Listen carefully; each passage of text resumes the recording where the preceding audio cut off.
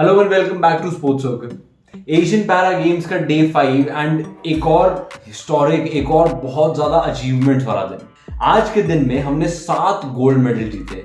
इसके अलावा हमने जीते 6 सिल्वर और 3 ब्रॉन्ज मेडल्स। आज का टोटल हुआ 16 मेडल्स का और अब भारत का अभी तक का टोटल हो गया 99 मेडल्स। बट यहाँ पे मुझे एक और बार फिर से एम्फसाइज करनी है ये चीज़ कि इन टर्म्स ऑफ मैं जो रिस्पॉन्सेज देख रहा हूँ, इन टर्म्स ऑफ जो मैं बातें देख रहा हूँ ऑनलाइन, जितनी बातें होनी चाहिए उतनी हो नहीं रही है अनफॉर्चुनेटली।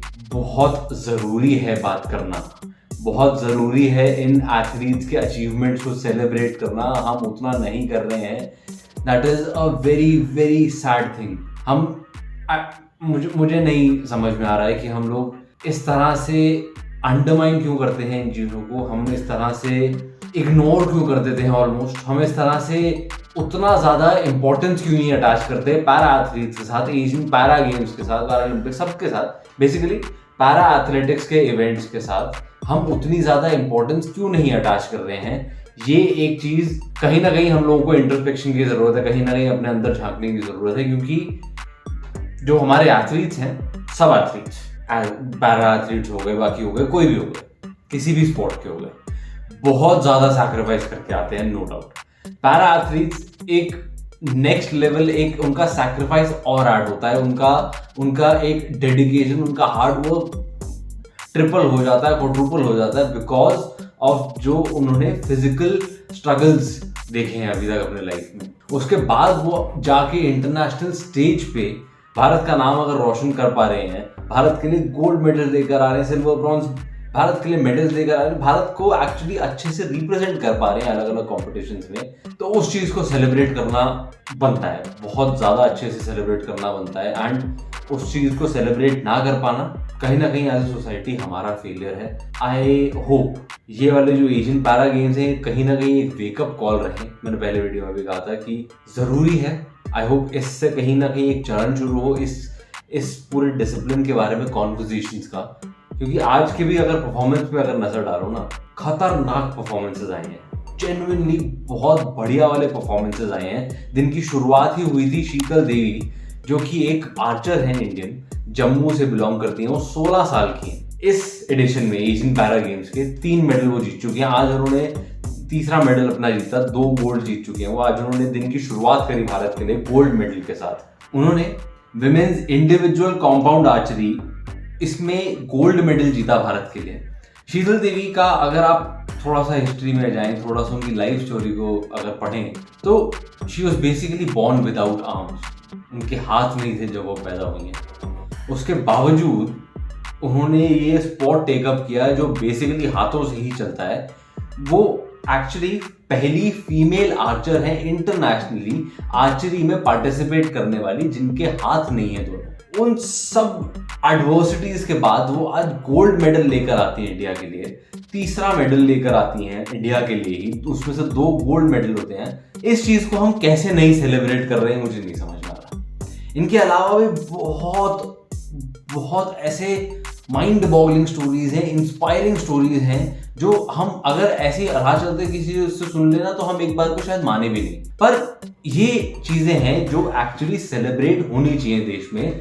रणवीर और दीपिका ने आपस में बैठ के एक सोफे पे क्या कर दिया, एक दूसरे को लुक्स दे दी, वो हम इतना ज्यादा इंटरेस्टेड हैं। जो एक्चुअल लोग, एक्चुअल मेहनत, एक्चुअल जो पूरा सैक्रिफाइस की जिंदगी जीकर आ रहे हैं ना, उनके बारे में हम बात नहीं कर पा रहे हैं। That is a failure as a society. Medal tally में ही अगर आगे बढ़े, मेडल टैली का आज का दिन का दूसरा मेडल भी गोल्ड मेडल था। ये जीता एथलेटिक्स में मेंस 1500 मीटर T38 कैटेगरी में रमन शर्मा ने। ब्रिलियंट, अगेन 2 गोल्ड से दिन की शुरुआत हो रही है, क्या लेंगे यार हम लोग उससे ज्यादा। उसके बाद बैडमिंटन में आया कृष्णा नागर का मेंस सिंगल्स SH6 कैटेगरी में सिल्वर मेडल। अनफॉर्चुनेटली फाइनल में हार गए, but again silver is something to be celebrated hugely. उसके बाद आता है दिन का पहला ब्रॉन्ज मेडल। लक्ष्मी ने जीता ये एथलेटिक्स में women's discus throw F37-38 category में ब्रॉन्ज मेडल आया इनका। फिर आ गए हमारे मॉडर्न डे लेजेंड की बारी, प्रमोद भगत। हम लोगों ने कल भी बात की थी इनके बारे में कि कैसे आज का उनका एक गोल्ड या सिल्वर में से सेट है। तो सिंस वो फाइनल में थे बैडमिंटन में मेन सिंगल्स SL3 कैटेगरी में, एंड ये ऑल इंडिया फाइनल था। प्रमोद भगत के सामने थे नितेश कुमार। प्रमोद भगत ने गोल्ड मेडल जीता, ये फाइनल जीता, और नितेश कुमार को सिल्वर के साथ सेटल होना पड़ा। Brilliant match, double podium finish एक तो बहुत बढ़िया है वो अपने आप में, एंड डबल पोडियम में भी गोल्ड सिल्वर इज ऑलरेडी एक अलग सा चार्म होता है इस चीज का। एंड अगेन प्रमोद भगत, जितनी तारीफ की जाए उतनी कम है, जितना उनसे इंस्पिरेशन ले सके हम उतनी कम है। इस आदमी ने जो क्या कुछ नहीं किया है बेसिकली भारतीय स्पोर्ट्स के लिए, तो hats off to this man. फिर आता है दिन का एक और सिल्वर मेडल, ये आया प्रदीप कुमार का mains javelin throw F54 category में, और ये इवेंट बना एक डबल पोडियम फिनिश, और इसी में एक ब्रॉन्ज मेडल भी आया, ये जीता लक्षित ने। And again double podium finish जब आता है, ग्रेट टू वॉच। इसके बाद आया एक और गोल्ड मेडल, ये जीता तुलसीमती मुरुगेसन ने badminton women singles SU5 category में, ब्रिलियंट अचीवमेंट। इसके बाद सिल्वर मेडल जीता राकेश कुमार ने आर्चरी में men's individual compound open category में।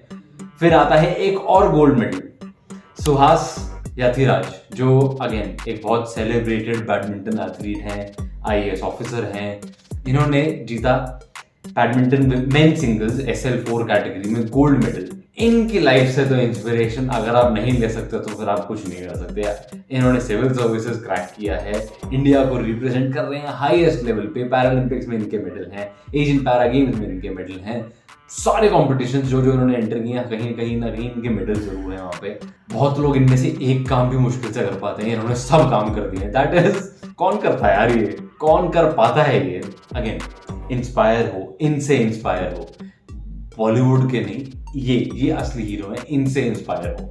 इसके बाद आया इनका एक और गोल्ड मेडल, तरुण और नितेश कुमार ने जीता men's doubles SL3 SL4 category में गोल्ड मेडल। फिर आते हैं हम एक सिल्वर मेडल पे, ये भी आया बैडमिंटन में, चिराग भरेथा और राजकुमार ने जीता मेंस डबल्स SU5 कैटेगरी में silver medal, followed up by another silver medal.